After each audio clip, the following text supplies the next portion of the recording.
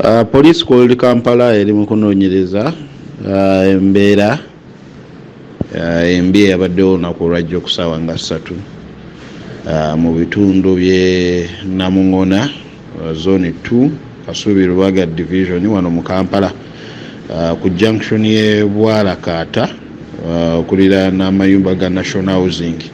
Kigambibwa mubuulizi amanyikiddwa wa House of Prayer Ministry Aloysius Bujingo olunaku olwajjo ng'ali ne bodyguard we Muhumuza Richard baalumbiddwa abasendekezi abatannategeerekeka, era omusendekezi ono yabadde n'emmundu yawerekezza amasasi emmotoka ye namba Praise God, ekyaviiriddeko abantu bano okufuna ebisago eby'amaanyi.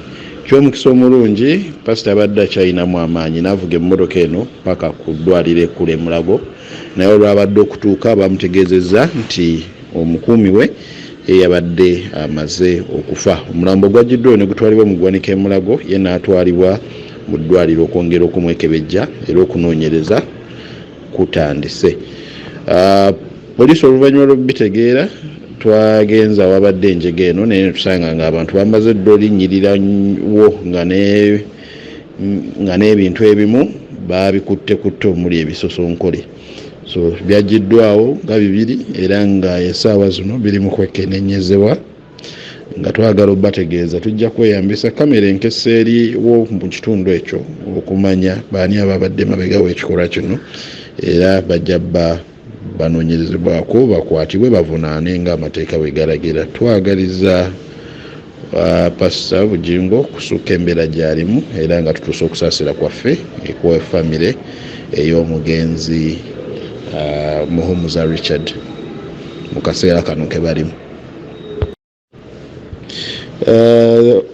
Police at Kampala are currently conducting a comprehensive investigation into the tragic incident involving the attempted murder of Pastor Aloysius Bujingo from the House of Prayer Ministry and the unfortunate killing of his bodyguard Muhumuza Richard.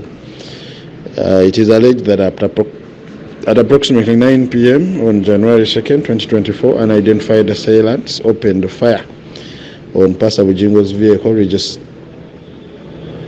registration number Praise God along Namuŋŋona zone Kasubi Lubaga division Kampala in Bwalakaata junction along National Housing Road before swiftly escaping the scene on a motorcycle.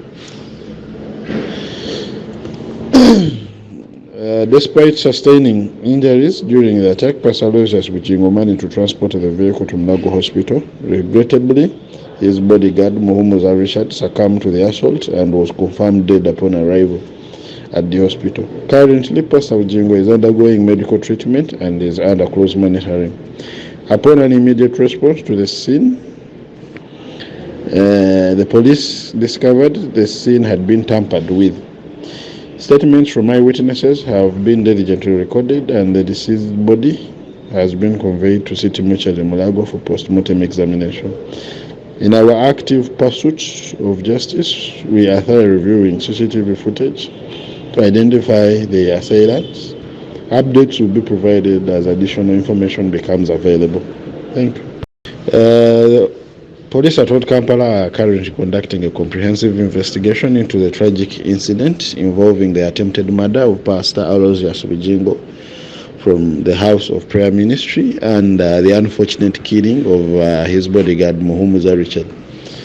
It is alleged that at approximately 9 p.m. on January 2nd, 2024, unidentified assailants opened fire on Pastor Bujingo's vehicle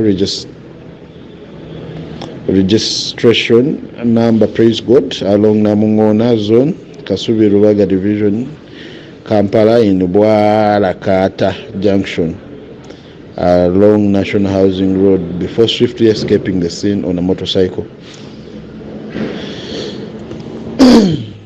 Despite sustaining injuries during the attack, Pastor Aloysius Bujingo managed to transport the vehicle to Mulago Hospital. Regrettably, his bodyguard Muhumuza Richard succumbed to the assault and was confirmed dead upon arrival at the hospital. Currently, Pastor Bujingo is undergoing medical treatment and is under close monitoring. Upon an immediate response to the scene, The police discovered the scene had been tampered with. Statements from eyewitnesses have been diligently recorded, and the deceased body has been conveyed to City Mortuary Mulago for post-mortem examination. In our active pursuit of justice, we are thoroughly reviewing CCTV footage to identify the assailants. Updates will be provided as additional information becomes available. Thank you.